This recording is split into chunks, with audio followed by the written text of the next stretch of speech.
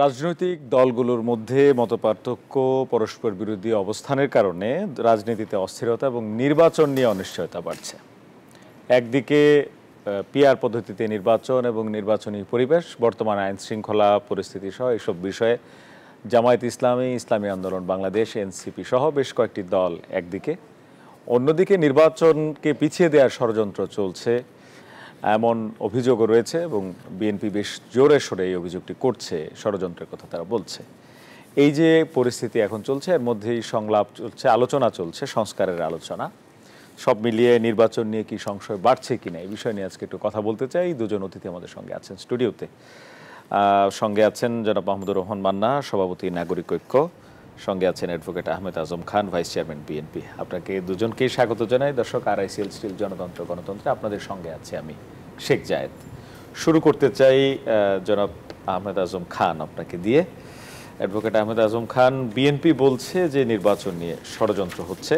বেশ কিছু বক্তব্য আজকে সংস্কার, নির্বাচন এই বিষয়গুলো নিয়ে এসেছে। যেমন সালাউদ্দিন আহমেদ বলেছেন, বিএনপির স্থায়ী কমিটির সদস্য, যারা নতুন নতুন দাবি তুলছে তাদের উদ্দেশ্য হতে পারে নির্বাচন বিলম্বিত করা বা নির্বাচন না হওয়া। এনসিপি বলছে জুলাই সনদ, জুলাই ঘোষণাপত্র তারা আদায় করে ছাড়বেন। মৌলিক সংস্কারে বাধা সৃষ্টি করছে বিএনপি, বিচার সংস্কার না হওয়া পর্যন্ত নির্বাচন নয়। এনসিপি এটি বলছে। ফেব্রুয়ারিতে নির্বাচনে জামায়াতের আপত্তি নেই, তবে বর্তমান পরিবেশ ও তার উন্নতিতে পদক্ষেপ না থাকায় হতাশ দলটি। এছাড়া পিআর পদ্ধতিতে নির্বাচনের দাবিতে চরমোনাই সহ বেশ কয়েকটি দলের সাথে তারা একমত বা একটা দাবিতে তারা একাট্টা হয়েছেন, যদিও এখনো এটিকে জোট বলা যাচ্ছে না। ষড়যন্ত্রটা কেন দেখছেন আপনারা? ধন্যবাদ আপনাকে, ধন্যবাদ শ্রদ্ধেয় মান্না ভাইকে, স্বাগতম সম্মানিত দর্শক। ষড়যন্ত্রটা দেখছি না, ষড়যন্ত্রটা হচ্ছে, এটা খুব দৃশ্যমান। দেখুন, আমরা 5ই অগাস্টের পর আমাদের নেতা জনাব তারেক রহমান সদর্পে ঘোষণা দিয়েছেন যে আমরা গণতান্ত্রিক অগ্রযাত্রায় যাব। সেই গণতান্ত্রিক অগ্রযাত্রায় আমার দল বিএনপি যে কোনো অনৈতিক আচরণের জন্যে তাদের আমি সমুচিত শাস্তি দেব, এবং এটাও বলেছেন তিনি বিএনপির নেতা কর্মীদেরকে, অর্থাৎ আমাদেরকে উদ্দেশ্য করে, যে আপনারা আপনাদের চোখের সামনে ফ্যাসিবাদের পতন এবং পালিয়ে যাওয়া দেখেছেন, এটা দেখে আপনারা শিক্ষা গ্রহণ করুন। আপনারা যদি এ ধরনের কর্মকাণ্ড করেন তার চেয়েও করুণ পরিণতি আপনাদের হবে, এটা মনে রাখবেন। সেখানে আমরা চোখের সামনে দেখছি যে যে কর্মীটি বা নেতাটি কোনো অনৈতিক আচরণ বা শৃঙ্খলা বিরোধী আচরণ বা কোনো চাঁদাবাজি বা টেন্ডারবাজি বা কোনো সন্ত্রাসী কর্মকাণ্ডের সাথে সম্পৃক্ত, তাকে আমাদের নেতা বহিষ্কার করছেন, এবং এ পর্যন্ত উল্লেখযোগ্য সংখ্যক নেতাকর্মীকে বহিষ্কার করা হয়েছে। অর্থাৎ আমাদের নেতা স্পষ্ট জানিয়েছেন এবং আমরা তার সাথে একমত যে আমরা কোনো ধরনের অনৈতিকতা, দলের পক্ষ থেকে সর্বোচ্চ শাস্তিটাই দেব, সর্বোচ্চ শাস্তি দেব। সেখানে একটা হত্যাকাণ্ড নির্মম, নিঃসন্দেহে নৃশংস, নিঃসন্দেহে সেই হত্যাকাণ্ডের যাকে হত্যা করা হয়েছে তিনিও যুবদলের কর্মী, ওই ভাঙারি ব্যবসায়ী, আর যিনি এর সাথে সম্পৃক্ত তিনিও যুবদলের, তাকে বহিষ্কার করা হয়েছে এবং বলা হয়েছে আইন শৃঙ্খলা বাহিনী অনতিবিলম্বে গ্রেপ্তার করুক এবং মানে দৃষ্টান্তমূলক শাস্তির ব্যবস্থা করুক।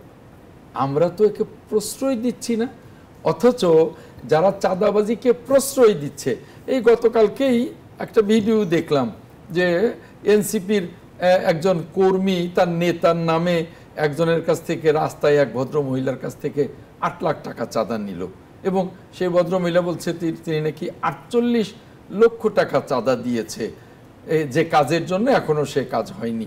তো আমরা তো চোখের সামনে দেখছি যে ওই ছেলেগুলা যে দলটি করেছে, সেই ছেলেগুলার দলটি রাজধানীর একেবারে সেন্টার পয়েন্টে কি বিশাল মানে অফিস নিয়েছে। দেখছি তো যে তারা একেবারে প্রাডো গাড়ি উপহার নিচ্ছে, মার্সিডিজ গাড়ি উপহার নিচ্ছে, তাদের সেই চাঁদাবাজি বিএনপি কখনো এই ধরনের কাউকে বলতে পারবেন না, অথচ তারা বিএনপিকে চাঁদাবাজ বলছে। এবং আমি একটা ভিডিও দেখলাম যে ওই হত্যাকাণ্ডকে কেন্দ্র করে কিছু ছেলে পেলে ওই বিশেষ দলের, আমি আর নাম নাই বললাম, ওই বিশেষ 2-3টি দলেরই কিছু ছাত্র সংগঠনের ছেলে পেলে হবে, ইয়াং ছেলে পেলে, তারা যে নেতা, বাংলাদেশের সবচেয়ে সফল প্রধানমন্ত্রী, মহান মুক্তিযুদ্ধের মহান ঘোষক, রণাঙ্গনের মুক্তিযোদ্ধা, সেই আমাদের শহীদ রাষ্ট্রপতি জিয়াউর রহমান, যার বিরুদ্ধে তার শত্রুরাও বলতে পারবে না কিছু, তার ছবিকে অবমাননা করছে। আমাদের নেতা জনাব তারেক রহমানকে মানে যা খুশি তাই নোংরা ভাষায় স্লোগান দিচ্ছে। এগুলো রাজনৈতিক সংস্কৃতির মধ্যে পড়ে না, এগুলো রাজনৈতিক মানে শিষ্টাচারের মধ্যে পড়ে না। অতএব এই ধরনের কাজ কেন হচ্ছে এই জন্যেই যে এগুলো করে পরিবেশটা অস্থিতিশীল করি যাতে নির্বাচনটা পিছিয়ে যায়। ষড়যন্ত্র স্পষ্ট, কারণ তাদের ভোট নেই। তারা পিআর চায় কেন? কারণ তাদের ভোট নেই। পিআর ছাড়া এক দলে তিন আসন আছে, আর দলগুলোর কোনো আসনই নেই। এই জন্যে এত তারা পিআর করে যে তাতে যদি 2-4-5টা সিট পেয়ে সংসদে বসা যায়। এই যে পিআর সম্পর্কে আমাদের কোনো ধারণাই নেই, জনগণ এগুলো বুঝেই না। আর এই জন্যে কি, এই জন্যে বিএনপিকে চাঁদাবাজ আখ্যা দিয়ে এই নোংরা কাজগুলো করছে। আমি আপনার মাধ্যমে প্রশাসনকে বলবো যে শহীদ রাষ্ট্রপতি জিয়াউর রহমানের ছবিতে যারা অবমাননা করেছে এবং আমাদের নেতা তারেক রহমান সম্পর্কে যারা নোংরা বক্তব্য দিচ্ছে, স্লোগান দিচ্ছে, ওই দুর্বৃত্তদেরকে অনতিবিলম্বে আইনের আওতায় নেওয়া হোক। এই যে এখন জামায়াত এবং এনসিপি এবং ইসলামী দল তারা যে নানান দাবি উঠাচ্ছে, দাবি কিসের? আমরা তো দেখেছি যে 90 স্বৈর শাসকের পতনের পর যখন এই জাস্টিস শাহাবুদ্দিন সাহেব রাষ্ট্রপতির প্রধান উপদেষ্টার দায়িত্ব নিলেন, মাত্র 3 মাসে কি চমৎকার নির্বাচন করলেন। কই কোনো রাজনৈতিক দলের দাবি তো ছিল না, দাবি একটা, আমরা অবাধ এবং গ্রহণযোগ্য নির্বাচন চাই। আর এই পর 5 আগস্টের অভ্যুত্থানের পর এক গাদা দাবি। কিসের দাবি? তো একটা, অবাধ এবং নিরপেক্ষ নির্বাচন চাই, জনগণের অধিকার জনগণকে ফিরিয়ে দেব, জনগণ যাকে ভোট দেবে তাকে। এতগুলো দাবির মানেই এই যে নির্বাচন পিছিয়ে যাক, সংস্কারের নামে, বিচারের নামে নির্বাচন পিছিয়ে যাক, কারণ এগুলো হলো চলমান প্রক্রিয়া, এগুলো 10-20 বছর চলবে। নির্বাচন 10-20 বছর। এখন আপনি দেখছেন যে নির্বাচনের অভাবে, নির্বাচিত সরকারের অভাবে আজকে অর্থনীতির কি অবস্থা, আজকে বিনিয়োগের কি অবস্থা, আজকে আইন শৃঙ্খলা পরিস্থিতির কি অবস্থা, এগুলো তো তাদের কিছু যায় আসে না। তাদের কথা হলো যে নির্বাচন না হোক, আমরা যেভাবে হোক বিএনপিকে ঠেকাবো, তাতে গণতন্ত্রের অগ্রযাত্রা যা খুশি তাই হোক। আমাদের বক্তব্য খুব চমৎকার, কোনো ষড়যন্ত্র নির্বাচনকে পেছাতে পারবে না। জনগণ মুখী আছে নির্বাচনের জন্য, আমরা সকল ষড়যন্ত্রকে নস্যাৎ করে নির্বাচনে ধন্যবাদ আপনাকে। আমরা বদ্ধপরিকর। আবারও আসবো আপনার কাছে জনাব মাহমুদুর রহমান মান্না। কয়েকটি বিষয় আসছে, এক হচ্ছে সত্যিই কি নির্বাচন পেছানোর ষড়যন্ত্র আপনি দেখছেন কিনা, বিএনপিকে ঠেকানোর চেষ্টা চলছে কিনা, আর যেই যে শিষ্টাচার বহির্ভূত যে ধরনের কথাবার্তা, বিশেষ করে মিছিলে বলা হচ্ছে, সামাজিক যোগাযোগ মাধ্যমে বলা হচ্ছে রাজনৈতিক শিষ্টাচার বহির্ভূত, যারা বলছেন কেউ কেউ রাজনীতির সঙ্গে যুক্ত আছেন, আবার কেউ কেউ শুধুই সামাজিক যোগাযোগ মাধ্যমেই তাদের অ্যাক্টিভিটি চালান। আমি বিষয়টা একটু গোড়া থেকে বলি। জি, তবে আমি আগে একটু বলে নিই যে আমি হয়তো প্রথমেই কথা একটু বিস্তারিত বলতে চেষ্টা করব, সময় আপনি নিয়ন্ত্রণ করবেন, পরে সেটা রেশন করে যেরকম করেই হোক। আমি মনে করি কি মিটফোর্ডের ঘটনা থেকে আমাদের সবারই শিক্ষা আছে, বিশেষ করে বড় বড় দলগুলোর। এরকম ঘটনা একটা না, এরকম ঘটনা বহু হয়েছে। যেমন ধরেন একটা সময় ছিল আওয়ামী লীগের প্রথমবার ক্ষমতায় থাকবার, এর আগের বার, মানে এই 15 বছরের কথা বলছিলাম। আমি তখন আওয়ামী লীগ করতাম, সেন্ট্রাল কমিটিতে ছিলাম। সেইখানে জাহাঙ্গীরনগরে যে রেপে সেঞ্চুরি করবার কাহিনী ছিল সেটা নিয়ে কথা উঠেছিল। সভার সভাপতিত্ব করছিলেন শেখ হাসিনা। উনি একসময় বিরক্ত হয়ে বললেন, এই ছেলেটাকে এনেছে কে আমাদের দলে? তো ছাত্রদল করতো। তার শোনা গেল যে এনামূলক শামীম ছিলেন, যে তিনি তার কাজিন ব্রাদার তাকে ভর্তি করিয়েছেন, এবং সে অপকর্মগুলো বেশিরভাগ ওই বিএনপিতে থাকতে করেছে। পরে এসে ধরা পড়েছে যখন, তখন সে আওয়ামী লীগের শেল্টারে আছে।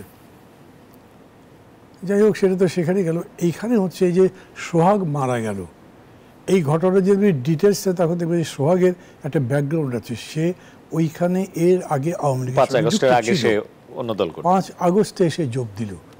এখন এই যে 5 আগস্টে যোগ দিল, তার আগে পর্যন্ত সে একচ্ছত্র চাঁদাবাজি করত। সমস্যাটা ওইখানে হয়েছে, কে এখন কর্তৃত্ব করবে সেই নিয়ে ঘটনা। নিশ্চিতভাবে আমি এটা বলবো যে আওয়ামী লীগ তখন যেভাবে ওই বিষয়টা হ্যান্ডেল করেছিল, তাকে বহিষ্কার করেছিল, কিন্তু সে আবার জাহাঙ্গীরনগরে ছাত্রলীগের সাথেই ঘুরে টুরে বেড়াতো, বা ওই আগের দলের সাথেই সে থাকতো। এইখানে বিএনপির নেতারা এইটুকু সিনসিয়ারিটি দেখিয়েছেন, যখন ঘটনাটা জানা গেছে তখন সাথে সাথে তারা স্টান্স নিয়েছে এবং বলেছে ঘটনাটা। কিন্তু তারপরেও একটা জিনিস দেখবেন যে মানে ঘটনাটা ঘটে বুধবার সন্ধ্যার সময়, বহু লোক দাঁড়িয়ে আছে, দুই দিক থেকে দেখছে। মানে নবাব সিরাজদৌলার ওই যে পলাশী রামমোহন কারণে সূর্য অস্তমিত যাবার সময় চতুর্দিক দিয়ে হ্যাঁ এইরকম পাবলিক দেখছে, কিন্তু কিছু করছে না। দেখেন, বুধবার গেল, বৃহস্পতিবার গেল সারাদিন, শুক্রবারে জুম্মার পরে আপনার এই ঘটনাটা পাবলিক নিয়ে আসলো। তাহলে এই 1.5 দিন পুলিশ কি করলো, অ্যাডমিনিস্ট্রেশন কি করলো? আমি তো বলতেই পারি এটা পুলিশের বা অ্যাডমিনিস্ট্রেশনের না জানার কোনো কারণই নাই। তো তারা কেন অ্যাকশন নিল না? আগে যদি অ্যাকশন নিত তাহলে পরদিন কিন্তু এত দূর আসতেই পারতো না, এটাকে একটা রাজনৈতিক কালার দেবার সুযোগ হতো না।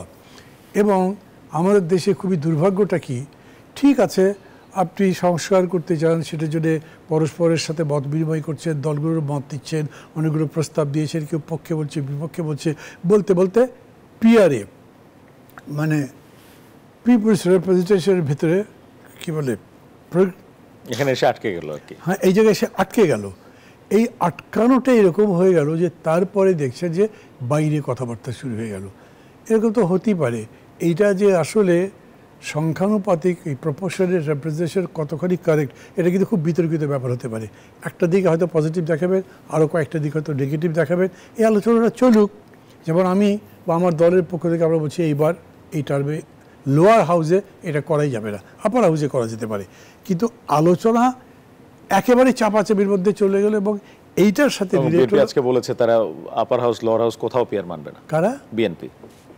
হ্যাঁ, তারা তো বলেছে। আবার এরা বলেছে এইখানে পিয়ার না হলে ভোটই হতে দিবে না, এরকম কথা বলেছে। এইটা একটা জিনিস দেখেন, এই কথাগুলোর মধ্যেও আবার আছে যে বিশেষ করে যারা এখন পিয়ার না হলে ভোট হতে দেবে না, মানে এই কথা কেন ভোট হতে দেবেন না তো কি হবে তাহলে? তারপরে কি মার্শাল ল আসবে, আবার একটা ব্ল্যাক লজ আসবে, ব্ল্যাক রুল আসবে।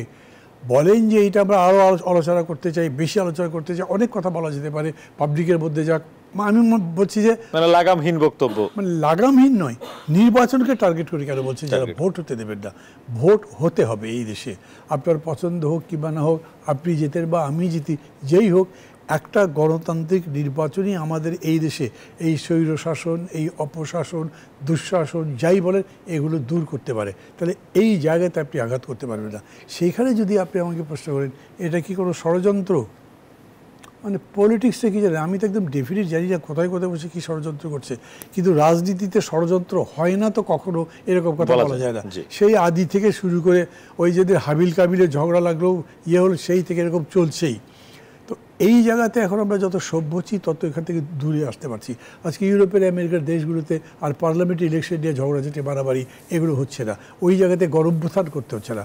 আমরা সেরকম জায়গায় পৌঁছাতে চাই। তা যদি চাই তাইলে আমি বলবো উভয় দল, উভয় জোট, যে পক্ষে থাকেন ওইটা নয়, একটা জায়গায় আপনাদেরকে কমন থাকতে হবে, যেটা নির্বাচন হতে হবে। কারণ এই জটিল অবস্থা থেকে ওঠার জন্য নির্বাচনের কোনো বিএনপিকে ঠেকানোর চেষ্টা চলছে কিনা উনি বলছিলেন যে চেষ্টা চলছে। ওইটা যদি একটা বলেন না, তাহলে এটা তো বাস্তব। রাশিয়ার পতনের পরে আমেরিকা একক পৃথিবীতে, আওয়ামী লীগ নেই, এখন তো বিএনপি একক। এটা ঠেকাবেন মানে কি? আপনি গায়ের জোরে তো ঠেকাতে পারবেন না। ভোট তো করতে হবে, আজ হোক কাল হোক। এতে আপনার কি বলে, মিশরে মুসলিম ব্রাদারহুড ভিন্ন নামে 50 বছর পর ভোট করে জিতেছে। বিএনপি যদি এই পরিস্থিতি হয়, ভোটটা হয়তো মানুষের তার প্রতি সিম্প্যাথি বাড়তে পারে এবং বংশ পরম্পরায় সিম্প্যাথিটা থাকতে পারে। আমি মিশরের উদাহরণের কারণে বলছি যে এইটা আমি তো বিএনপি করি না, আমি বিএনপির পক্ষে সাপে গাড়ি জন্য বাসি না। আমি যেমন বললাম যে এই ক্ষেত্রে বিএনপিরও একটা মিস্টেক আছে যে তারা এরকম একটা লোককে নিল কেন, তাদের রিক্রুটমেন্ট পলিসি আরও বেটার হওয়া দরকার ছিল আগে থেকে, এখন থেকে এগুলো ভাবা দরকার। কিন্তু এইটা করে যে ঠেকিয়ে দিয়ে বিএনপির ক্ষমতা বন্ধ করতে পারবেন এইটা পথ নয়, বরঞ্চ তারা পলিটিক্সের মধ্যে এই লড়াইটা করতে পারতেন, তাহলে হয়তো তাদের জন্য সহজ হতো, তাদের জন্য কম সময়ের মধ্যে করতে পারতো। কারণ বিএনপির যে কোনো ভুলভ্রান্তি নেই সেরকম তো না, পত্রপত্রিকা আমরা তো চাঁদাবাজির খবর দেখছি, বিএনপিতে ঝগড়াটি যেভাবে মারামারি গোলাগুলি হয়ে লোক মারা যাচ্ছে তারও খবর তো দেখছি। হ্যাঁ, আমি বলি যে আমাদের মধ্যে এরকম চাঁদাবাজিতে গোলাগুলি হয়নি, বিএনপিতে হয়েছে। তারপরেও আপনি নির্বাচনের বাইরে তো যেতে পারবেন না। মানুষ যদি চাঁদাবাজকে ভোট দিয়ে দেয় আপনি তখন কী করবেন? এরকম ক্রাইসিস তো ধরেন আলজেরিয়াতে হয়েছিল, যেসব জায়গাতে আপনার অপ্রিয় বা অপছন্দের লোক আসছে সেই জায়গায় আপনি গণতান্ত্রিক পদ্ধতিতে লড়াই করে জিততে হবে। সেইটা যদি আমরা সেই পথে থাকি তাহলে আমি মনে করি এটার সমাধান হতে পারে। না হলে চেষ্টা করলেও এই নির্বাচন ঠেকানো যাবে না, এটা বিলম্বিত করা যাবে, আমার এরকম মনে হয় না। অনেক ধন্যবাদ আপনাকেও জনাব আহমেদ আজম খান। একটা বিরতি থেকে এসে আবার আমরা কথা বলবো। দর্শক, কথা বলছিলাম নির্বাচন নিয়ে। এই যে রাজনৈতিক নানা বাহাস চলছে, এই বাহাসের মধ্যেও নির্বাচন নিয়ে সংখ্যা দেখা দিচ্ছে, রাজনৈতিক নেতৃবৃন্দই সেই সংখ্যা প্রকাশ করছেন। আমরা সেটি নিয়ে কথা বলছিলাম, একটা বিরতি নিচ্ছি, ফিরছি একটু পর, সাথে থাকুন।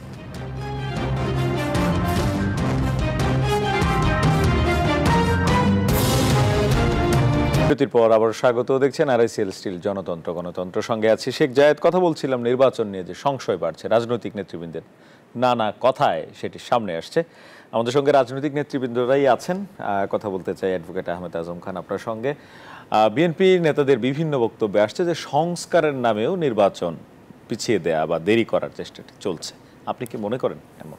হ্যাঁ, কারণ সংস্কারের কথা বলে আজকে 11 মাস তো এই তালবাহানা বা এই যে দেরিটা হচ্ছে, 11 মাসে কি সংস্কারের আমরা কিছুই এগোইনি? যেটুকু এগিয়েছি তার বাস্তবায়ন কই?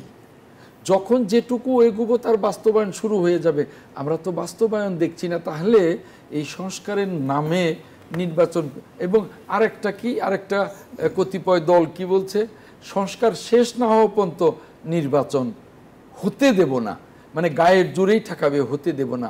দেখুন, আমি আগে যে কথাগুলো বলছিলাম তার রেশ ধরে বলি, গণতন্ত্রে কিন্তু ভিন্ন মতকে সম্মান করাটা গণতন্ত্রের সৌন্দর্য এবং গণতন্ত্রের শিষ্টাচার। আর দেখুন যে ভিন্ন মতের সাথে কেমন ব্যবহার। আজকে কক্সবাজারের একটা এলাকায় আমাদের এক নেতাকে হত্যা করা হয়েছে, এবং সেখানে প্রকাশ্যেই আমার দলের নেতারা প্রকাশ্যেই বলছে যেটা জামায়াত করেছে। জামায়াত বলছে কি এটা ঘরোয়া ব্যাপার, আসলে জামায়াতের। এই যে দেখুন, গত সপ্তাহে যশোরে, খুলনাতে আমাদের যুবদলের এক কর্মীকে হত্যা করেছে এবং রক কেটেছে। রক কাটায় কারা রক কাটে এটা তো আমরা জানি। কাজেই এই যে কাজগুলো আমরা কি তাহলে সকলেই এই অভ্যুত্থানের পরে রাজনৈতিক শিষ্টাচার আরও গড়ে তুলব, না রাজনৈতিক শিষ্টাচার ভুলে নোংরামি শুরু করব, একে অপরের বিরুদ্ধে অপপ্রচার শুরু করব? এই যে যেমন কথাটা যে ভোট হতে দেব না, এই কথাটা কিসের আলামত? এটা কি গণতন্ত্রের ভাষা? আমরা কেন গণতন্ত্রের ভাষায় কথা বলতে ভুলে যাচ্ছি দিনে দিনে? কেন আমরা গণতন্ত্রের ভাষা ভুলে যাচ্ছি? আর এই নতুন নতুন দাবি তুলবার কারণটা কি? একটাই তো দাবি, সেটা হলো নির্বাচন। তো এখানে নির্বাচন যাতে নিরপেক্ষ হয়, আমরা সকলে মিলে যদি এই সরকারকে সহযোগিতা করি, এটা তো নির্দলীয় সরকার, তাই না? যদিও বলা হয় যে এই সরকার এনসিপি সরকার, ঠিক আছে, ওটুকু না হয় সরিয়ে রাখলাম, আসলে তো নির্দলীয় সরকার। তো এই সরকারকে আমরা সহযোগিতা করব যে না, এনসিপির প্রতি পক্ষপাতিত্ব চলবে না, কোনো রাজনৈতিক দলের উপরে পক্ষপাতিত্ব চলবে না, আপনারা নির্বাচনটা নিরপেক্ষ করুন। তাহলে এত দাবি কিসের? সংস্কার শেষ, বিচার শেষ, তারপরে নির্বাচন, তাহলে তো নির্বাচন হবে না। আর নির্বাচন না হলে তো গণতন্ত্রের যাত্রায় আমরা উঠতেই পারবো না। তাহলে দেশটার কি হবে? কোথায় যাবে দেশ? আমরা তো যে আইন শৃঙ্খলা পরিস্থিতির অবস্থা দেখছি, শুধু তাই না, আমরা তো অর্থনীতির অবস্থা বেহাল দেখছি, আমরা তো আপনার অন্যান্য যে অবস্থাটা, ব্যাংকের অবস্থা বেহাল, এখনো বিনিয়োগের অবস্থা বেহাল। শিষ্টাচারের যেটা বলছেন, আমরা সামাজিক যোগাযোগ মাধ্যম বা মিছিলে, বক্তৃতায় বিএনপির বিপক্ষে যারা বা যারা বিএনপি করেন না তাদের যে বক্তব্য, জামাত, এনসিপি, ইসলামী আন্দোলন তাদের, এবং মিছিলে যেরকম আক্রমণাত্মক বক্তব্য, আমরা পরে কিন্তু আপনাদের মিছিলও পাল্টা আক্রমণাত্মক বক্তব্য দেখেছি আমরা। না, আপনি যেটা বলেছেন সেটা দেখতে পারেন, কিন্তু ওই রাজনৈতিক দলগুলোর নেতা পর্যায়ে যে নোংরা বক্তব্য দেওয়া হয়, বিএনপির কর্মীরা কি স্লোগান দিল, কি বক্তব্য দিল, সেটা বড় কথা নয়। আমাদের মতো দায়িত্বশীল কোন নেতা ওই ধরনের শিষ্টাচার বহির্ভূত নোংরা বক্তব্য। সংস্কারের গন্তব্য কোথায় আপনি কি মনে করেন? এই সংস্কার যে দেরি হচ্ছে বলছেন, সময় ক্ষেপণ হচ্ছে, এটা গন্তব্য কি আসলে? সংস্কারের গন্তব্য হলো সংস্কার চলবে বছরের পর বছর ধরে। নির্বাচন অবশ্যই অনতি বিলম্বে হতে হবে। নির্বাচন দেরি হবে, লাভবান তারা হবে, ক্ষতিগ্রস্ত দেশ হবে, ক্ষতিগ্রস্ত জনগণ হবে, এতে কোনো সন্দেহ নাই। অতএব আমরা নির্বাচনের পক্ষে, আমরা জনগণের পক্ষে, জনগণের ক্ষমতায়নের পক্ষে, এর বিকল্প নেই। একই প্রশ্ন করতে চাই, সংস্কার কি নির্বাচনে বাধা কিনা, আপনি কি দেখছেন? দীর্ঘ সময় চলে গেছে দেখছি। সংস্কার কোনোভাবেই নির্বাচনে বাধা না। দেখেন, একটা কথা বলি, যখন আন্দোলন চলছে, আমরা যুগপৎ আন্দোলন করি, আমাদের কাছ থেকে কিন্তু সংস্কারের কথা প্রথম আসছিল। এরকম না যে এখন যারা তত্ত্বাবধায়ক সরকার কি বলে অন্তর্বর্তী সরকারে আছেন তারা সংস্কারের পাইওনিয়ার আমরা ছিলাম। ওরকম করে যদি বলেন, তাহলে যখন এরশাদ বিরোধী আন্দোলন হচ্ছিল তখনও 3 জোটের রূপরেখা, ওটা একটা সংস্কারের কর্মসূচি ছিল। তারপরে সংস্কার উনি বললেন বছরের পর বছর ধরে চলবে। আমি বলি বছরের পর বছর না, যুগের পর যুগ, শতকের পর শতক ধরে চলবে। কেন? পৃথিবীটা সংস্কার হতে হতে এগোচ্ছে। তো আমরা ওই আন্দোলন 4 বছর মানুষজন প্রশ্ন করতো যে কত এরকম আন্দোলন করছি, বারে বারে এত লোক জীবনের লাভ তো কিছু হয় না, ভালো কিছু করেন। তখন আমরা বলতাম যে চিন্তা করলাম নিজেরা একটা কিছু করতে হবে, যার থেকে সংস্কারের ধারণাটা আসলো। এতগুলো কাজ বাকি আছে, যেরকম করে আওয়ামী সরকার সমস্ত জিনিস ধ্বংস করে দিয়েছেন মূল থেকে, এগুলো রিবিল্ড করা ছাড়া কি ভোট করা যাবে? আমি ব্যক্তিগতভাবে মনে করতাম একটা অন্তর্বর্তী সরকার হতে হবে, অন্তত 3 বছর ধরে সংস্কার করে এগুলো ঠিকঠাক করে তারপর ভোট দেবে। এখন ধরেন যে বছরখানেক ধরে এই সরকারটা আছে, তারা সংস্কারে খুবই আন্তরিকভাবেই বলছেন, ওই প্রসঙ্গে আমি আবার একটু পরে বলবো বা যখনই সুযোগ পাবো। কিন্তু 1 বছর পরে রেজাল্ট দেখেন, সংস্কার বলতে তেমন কিছু হলো না। আমি কিন্তু এটা বলছি না সংস্কারের প্রচেষ্টা যা হচ্ছে সব কিছু নেগেটিভ। কেন? ওই যে ঐক্যবদ্ধ কমিশনের মধ্যে আলোচনা হয়েছে, তার মধ্যে অনেক ডেভেলপমেন্ট আছে আজকে সহ। আমি মনে করি অনেকগুলো মৌলিক বিষয় ঐক্যমত হয়েছে, আবার অনেকগুলো বিষয় ঐক্যমত হয়নি। ওই কথা তো প্রফেসর ইউনূস অনেক আগেই বলেছেন, যেগুলোতে একমত হতে পারবো সেগুলো সংস্কার করব। কিন্তু এরকম নয় যে আজকে একমত হয়ে গেছেন কালকে আইন বানাতে পারবেন, কালকে একটা প্রেসিডেন্সিয়াল বা সরকার একটা প্রজ্ঞাপন জারি করতে পারবেন যে এই ব্যাপারে সংস্কার হয়ে গেল। আপনি তো হঠাৎ করে পারবেন না, বরঞ্চ সব কিছু মিলে যখন হবে তখন ওগুলো লিখবেন, লিখবার পরে সবগুলো পার্টি সই করবে, ওটা একটা চার্টারের মতো হবে, সেইটার ভিত্তিতে বলবে যে এই করলাম। নেক্সট সেকশন মানে পার্লামেন্টের সেশন যখন বসবে তারা সেটা র্যাটিফাই করে দেবে। এটাই আসলে পদ্ধতি। সেই হিসেবে আমি মনে করি এর অগ্রগতি আছে। এবং ধরেন যারা যারা এই কাজগুলো করছেন, যারা ওখানে বসছেন, তাদের সবাই কিন্তু গভর্নমেন্টেরাই। এই ধরনের বদিউল মজুমদার বলেন, ইফতেখারুজ্জামান বলেন, আরও অন্যান্য যারাই আছেন তারা সরকারেরাই। তারা যে সিভিল সোসাইটির আন্দোলন করতেন তাই করছেন এখনও, এবং সেই ভিত্তিতেই বলছেন। তারা যখন যুক্তি দিচ্ছে, তর্ক দিচ্ছে, ধরেন আলী রিয়াজের কথা যদি বলেন, আলী রিয়াজ কি সরকারে আছেন? এরকম তো বলা মুশকিল, সরকারের কোনো পজিশনে নাই, কিন্তু তিনি একটা খুবই গুরুত্বপূর্ণ, এত গুরুত্বপূর্ণ ক্যাবিনেট হয়ে উঠলেন, সেটা আপনি অনেক জল্পনা কল্পনা করতে পারেন, কিন্তু তিনি ওইখানে কোনো জিনিস চাপাবার মতো করে এখন পর্যন্ত কিচ্ছু করেন নাই। বরঞ্চ আজকে একটা প্রস্তাব তারা দিয়েছেন, হাউস থেকে যখন ভিন্ন মত বলেছে তারা বলেছে আমরা প্রত্যাহার করছি, এটা যেহেতু আপনারা মানছেন না। ওইখানে এরকমও আছে। তো সেই ভিত্তিতে আমি মনে করি যতখানি এগিয়েছে ততদূর এগোক।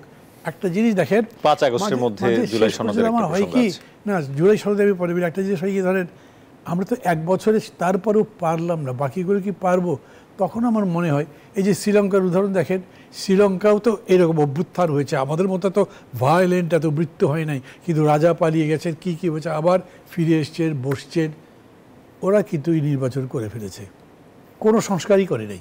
কিন্তু তাদের অর্থনীতি যে ধস নেমেছিল, তারা বাংলাদেশ থেকে লোন দিয়েছিল, সেই টাকা সহ পৃথিবীর বহু জায়গার টাকা তারা শোধ করে দিয়েছেন। কিন্তু আমরা এক রেমিটেন্স ছাড়া আমাদের কোনো পজিটিভ সূচক নাই, পাচ্ছি না তো।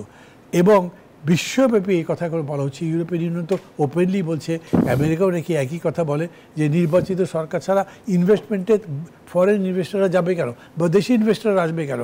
আমাদের ইনভেস্টমেন্টও নয়, সেই কারণে আমাদের এমপ্লয়মেন্টও নাই। আমাদের ক্রাইসিস কিন্তু কমছে না, আমাদের ক্রাইসিস বাড়ছে। অতএব যত তাড়াতাড়ি সম্ভব নির্বাচন উচিত। এখন কেউ যদি শুনে আমার কথা শুনে মনে করে ও তো বিএনপির সাথে জোট করেছে, বিএনপির পক্ষে বলছে, আমি এখন যেটা বললাম তার সাথে বিএনপির কোনো সম্পর্ক নেই। কিন্তু ইনভেস্টমেন্ট বাড়তে হবে, এমপ্লয়মেন্ট বাড়তে হবে, আমাদের যতগুলো সূচক আছে ব্যাংক সহ সমস্ত জায়গাতে আমাদের পজিটিভ একটা ইন্ডেক্স আসতে হবে। সেটা যদি করতে চান তাহলে মানে অন্তর্বর্তী, অস্থায়ী, ক্ষণস্থায়ী এসব সরকার দিয়ে চলে না। কিন্তু আপনি নিহায়ত একটা প্যাকেজ করেছেন, কেন? এখন কি করব, কোনো গভর্নমেন্ট তো নাই। অতএব প্রেসিডেন্ট চেয়েছেন সুপ্রিম কোর্টের কাছে, কী করছে? সুপ্রিম কোর্ট বলেছে এরকম করে করো, এটা করা হলো। যত তাড়াতাড়ি পারেন ভোট দিয়ে যান, এটা প্রিন্সিপাল, সেটা করতে হবে। সেই অর্থে আমি মনে করি সংস্কারও ব্যর্থ হয়েছে, চেষ্টা এরকম নয়। যদি আমরা আমি যেরকম করে বললাম এবং ওইখানে যেরকম করে আলোচনা হচ্ছে সেইভাবে এগুলোর সংসদ বসে এটা একটা পজিটিভ রেজাল্ট হবে, যেভাবে ভোটটা হয়ে গেল। অনেক ধন্যবাদ। আবারও বিরতির সময় হয়েছে, ফিরে এসে কথা বলতে চাই। এই যে সংকট দেখছি আমরা, এটির সমাধান দ্রুত হবে কিনা কি মনে করেন এই রাজনীতিবিদ দুজন আছেন আমাদের সঙ্গে। দর্শক, একটা বিরতি নিচ্ছি, ফিরছি একটু পর, সাথে থাকুন।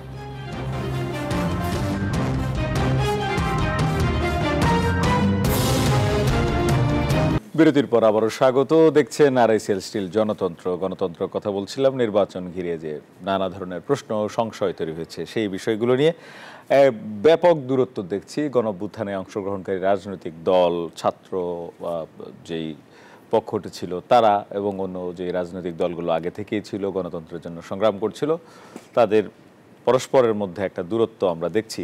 এই যে সংকট তৈরি হচ্ছে বা দূরত্ব তৈরি হচ্ছে, এই দূরত্বের মধ্যেই একে অপরকে নানাভাবে আক্রমণ করছে। জনাব আহমেদ আজম খান, আপনার কাছে আসতে চাই, সমাধান তাহলে কোন পথে? ফ্যাসিবাদ বিরোধী একটা ঐক্য ছিল, ঐক্যটা কি অটুট আছে কিনা, না সেখানেও এরকম ভাঙচুর চলছে?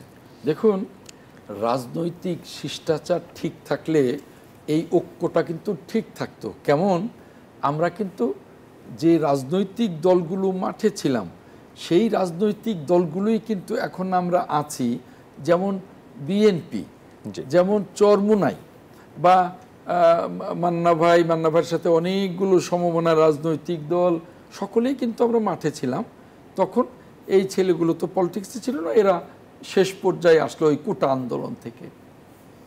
আমরা কিন্তু এই জিনিসগুলো মাথায় রেখেছি এবং ওই 5ই আগস্টের পর থেকে আজ পর্যন্ত আমরা কিন্তু ওটাকে মাথায় রেখেই এই পরিবর্তিত রাজনৈতিক গুণগত পরিবর্তনের জন্যে আমরা কিন্তু একটা রাজনৈতিক শিষ্টাচার নিয়ে কথা বলছি। আর এরা হঠাৎ করে কেমন যেন হায়নার মতো হয়ে গেছে নির্বাচনে জেতার জন্য এবং ক্ষমতায় যাওয়ার জন্য।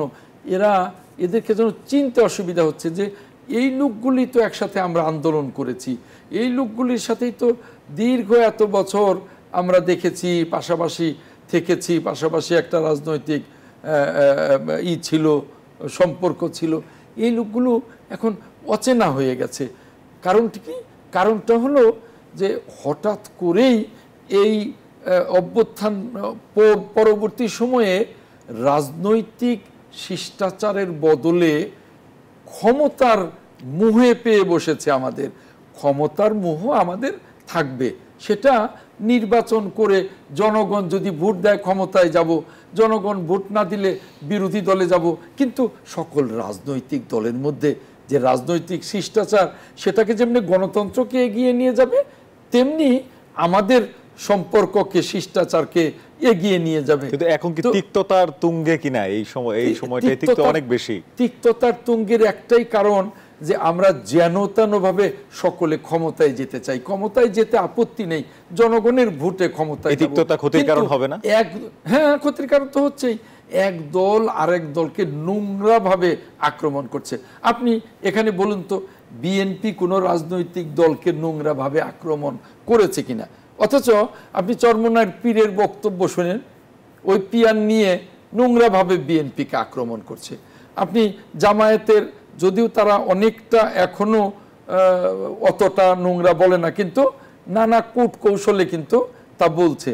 ছেলেগুলার তো কোনো ভাষাই নাই, তাদের ভাষা নিয়ে কথা না বলাই ভালো। এই যে অবস্থাটা, এই অবস্থাটা কিন্তু আগামী দিনের রাজনীতির জন্য শুভকর না, কোনোভাবেই শুভকর না। একটা নির্বাচন হবে, নির্বাচনে যে রাজনৈতিক দল ক্ষমতায় যাবে সেটা জনগণ নির্ধারণ করবে। আমি তাকে ঠেকাবার কে, তার সম্পর্কে নোংরা কথা বলার কে, তার সাথে পায়ে পাড়া দিয়ে ঝগড়া করবার কে, কেন করব? তাহলে আমাদের গণতন্ত্রের সংস্কৃতি কোথায়? কোথায় গেল সহনশীলতার সংস্কৃতি? কাজেই সমাধানের কথা বলছেন, সমাধানে যেতে হলে এই দিকগুলো সকল রাজনৈতিক দলের ভাবা উচিত। যেমন আমি আজকে দেখলাম, রাস্তার মোড়ে মোড়ে দেখলাম যে জামায়াতের 19 না কবে একটা সমাবেশ আছে, নির্বাচনের 7 দফা দাবি। তো এই 7 দফা কি দাবি জানি না, তবে 7 দফা দাবি, এই সরকার কি দাবি মেনে নির্বাচনটা করবে, সেটা কি দাবি? দাবি তো একটা, অবাধ এবং নিরপেক্ষ নির্বাচন চাই। অতএব আমরা দেখতে পাচ্ছি যে আগামী দিনে এই রাজনৈতিক দলগুলো যেভাবে ক্ষমতায় যাওয়ার জন্য যেভাবে একেবারে হায়নার মতো হামলে পড়েছে, এটা রাজনীতি না, গণতন্ত্র না। সহনশীল হতে বলবো সকলকে, নোংরা জায়গা থেকে রাজনৈতিক শিষ্টাচারে, পারস্পরিক শ্রদ্ধাবোধে বিরোধী দল করেও প্রতিপক্ষ দলকে সম্মান করা যায়। এটা কিন্তু অতীতেও ছিল, এই 17 বছরে ওই মাফিয়া সরকারের আমলে ছিল না। তার আগে আমরা যখন ক্ষমতায় ছিলাম তখনও দেখেছি, তার আগের সরকারের আমলেও দেখেছি। আমরা আস্তে আস্তে সেখান থেকে আরো উত্তরণের পথে যেতে চাই রাজনৈতিক শিষ্টাচারে। নইলে গণতন্ত্র না এগোলে দেশের স্বাধীনতা বলুন, দেশের অর্থনীতি বলুন, দেশের বিনিয়োগ বলুন, কিছুই হবে না। ক্ষতিগ্রস্ত হবে জনগণ, ক্ষতিগ্রস্ত হব আমরা, কেউ লাভবান হবে না, আখেরে তারাও লাভবান হবে না, এটা মনে রাখা। ধন্যবাদ আপনাকে। মান্না ভাই, আপনার কাছে আসতে চাই। একটা হচ্ছে শাপলা নিয়ে বিতর্ক আছে, এটা নিয়ে ছোট করে একটু শুনতে চাই, 4 মিনিট সময় পাবো। আর হচ্ছে এই সমাধান কি আসলে, এই যে এখন যে পরিস্থিতি, প্রথমে শাপলা নিয়ে কোনো বিতর্ক নেই। 144টি দল আবেদন করেছে পরীক্ষা নিরীক্ষা। শাপলা আমরা চেয়েছিলাম প্রথমে, আমরা যখন নিবন্ধনের জন্য যাই, এটা নিয়ম হচ্ছে যে নিবন্ধন ফর্ম ফিল আপ করবার সময় আপনি মার্কা কোনটা কোনটা চান বলতে হয়। আমাদেরকে বলা হয়েছিল যে এটা যেহেতু জাতীয় প্রতীক, এটা দেওয়া যাবে না কাউকে, এবং আমাদের কাছে পছন্দের মতো কিছুই ছিল না, বাকিদের দিয়ে দেওয়া হয়েছে। অতএব আমাদের অপছন্দের জিনিস বলবো, কারণ এখন আমাদের গাড়িটা যে এসছে, আমাদের ওইটা চয়েস ছিল না, আমরা ওই কেটলি মার্কা নিলাম। তারপরে কিছুদিন আগে দেখলাম যে নির্বাচন কমিশন প্রস্তাব করছে যে শাপলাকেও যেন প্রতীক হিসেবে দেওয়া হয়, যদিও সেটা জাতীয় ফুল। তখন আমরা গিয়ে বলেছি যে তাহলে ওটা আমাদেরকে দেওয়া হোক। এরপরে এনসিপি এটা চেয়েছে। এখন আমি এইখানেও বলছি, আমি যেহেতু এসব নিয়ে অন্যরকম ঝগড়াঝাড়ি বিতর্ক চাই না, নির্বাচন কমিশন যেটা ফেয়ার মনে করে সেটা করুক, কিন্তু ফেয়ার মনে করবার তাদের অল্টারনেটিভ কিছু নেই, কারণ তারা জবাবটাই দিয়ে দিয়েছে। গতকালকেও তাদেরকে বলেছে যে এটা জাতীয় প্রতীক বলে দেব না। মানে আমি বঞ্চিত হলাম, যেহেতু তাদের দেবার ইচ্ছা তো ছিল, দিলে আমাকে দিতে হবে, কিন্তু আমি তো প্রথম চেয়েছি। তারপরে এখন আমি মনে করি যে যেহেতু এইটা ইলেকশন কমিশন বলেছে যে এটা দেওয়াই হবে না, তাহলে এখন তারা ইস্যু তুলছে না, এই বিতর্ক আসছে না। আপনি পরে যে প্রশ্ন করেছেন সেটা বলি, শেষে যেটা বলছেন এখন কি উপায় হবে, ইলেকশন কি হবে, খুব বড় কিছু ডিপেন্ড করে হচ্ছে গভর্নমেন্টের উপরে। কারণ গভর্নমেন্ট এখন কি করতে চায়, গভর্নমেন্টকে এখন কঠোরভাবে সফলভাবে সবার সাথে সম্পর্ক রেখে কথা বলে একটা সিদ্ধান্তে আসতে হবে। কিন্তু সিদ্ধান্তহীনতা উভয় পক্ষের মধ্যে দ্বন্দ্ব বাড়িয়ে দেবে, তীব্র করবে, সেটা একদম রেষারেষিতে পরে লড়ালড়িতে পরিণত হয়ে যেতে পারে। এইটার জন্য তাদের 1 নম্বর হচ্ছে যে ইস্যুগুলো আর রিজলভ আছে, বসে পাবলিক অ্যাড্রেস করে বলুক যে এই ব্যাপারে আমাদের এই সিদ্ধান্ত, এবং সবার উপরে এইটা ভাবতে হবে তাদেরকে যে ইলেকশন করতে হবে। তাদেরকে বলতে হবে তোমরা যাই বলতে পারো বলো, কিন্তু ইলেকশন মেনে কথা বলতে হবে। তোমরা ইলেকশনকে ডিনাই করে কথা বললে আমরা তোমাদের সঙ্গে কাজ করতে পারবো না। এইরকম করে টাফ একটা অ্যাটিটিউড দিয়ে সরকার দেখাতো, আমি মনে করি সরকারের শক্ত অবস্থান নিতে হবে, নমনীয় অবস্থানে। ঠিক শক্ত অবস্থান থাকলে একইভাবে আমি মনে করি যে অভিযোগগুলো বিভিন্ন সময় তোলা হচ্ছে বিএনপি বা অন্য দলের চাঁদাবাজি, দখলদারিত্ব এগুলো বন্ধ হতে পারতো। এখানেও গভর্নমেন্ট খুব স্ট্রিক্ট হতে পারে নাই। অনেক ধন্যবাদ। আমি এক লাইন শুধু বলবো, সরকারকে শক্ত হতে হবে এবং নির্বাচনটা করতে হবে, নইলে অনিশ্চয়তার পথে চলে যাবে দেশ। অনেক ধন্যবাদ আপনাদের দুজনকেই গুরুত্বপূর্ণ মতামত দেওয়ার জন্য। দর্শক, কথা বলছিলাম দুজন অতিথির সঙ্গে, যারা মাহমুদুর রহমান মান্না, সভাপতি নাগরিক ঐক্য, এবং advocate Ahmed Azam Khan, vice chairman BNP. দুজনেই নির্বাচন নিয়ে যে সংশয় তৈরি হয়েছে সেইটির প্রসঙ্গে কথা বলেছেন এটির সমাধান কিভাবে করা যায়। জুলাই গণ অভ্যুত্থানের 1 বছর পূর্তি এবং এই যে 5 আগস্ট সামনে চলে আসছে, আজ 15 জুলাই গেল, একটু পরে 16 জুলাই সরকার এটিকে জুলাই শহীদ দিবস হিসেবে ঘোষণা করেছে এবং রাষ্ট্রীয়ভাবে শোক পালনের সিদ্ধান্ত নিয়েছে। তো আগামীকাল বা কিছুক্ষণ পর থেকে রাষ্ট্রীয় শোকের দিনটি শুরু হচ্ছে এবং জুলাই গণ অভ্যুত্থানে যারা শহীদ হয়েছেন তাদের প্রতি আমাদের আজকের আয়োজন থেকে শ্রদ্ধা জানাচ্ছি। আজকের আয়োজন এখানে শেষ করব, এই প্রত্যাশা রেখে যে ধরনের রাজনৈতিক অনিশ্চয়তা, যে ধরনের শিষ্টাচার বহির্ভূত কথাবার্তা চলছে, এই জিনিসগুলো সমাধান হয়ে যাবে। এই ধরনের অনিশ্চয়তা, এই ধরনের আক্রমণাত্মক অবস্থা রাজনৈতিক দলগুলোর মধ্যেও যেন এরকম না থাকে। সবাই সবার প্রতি শ্রদ্ধাবোধ রেখে একটি সুন্দর নির্বাচন বাস্তবায়নে কাজ করবেন, সেই প্রত্যাশা রেখে আজকের আয়োজন এখানে শেষ করছি। ভালো থাকবেন, সুস্থ থাকবেন।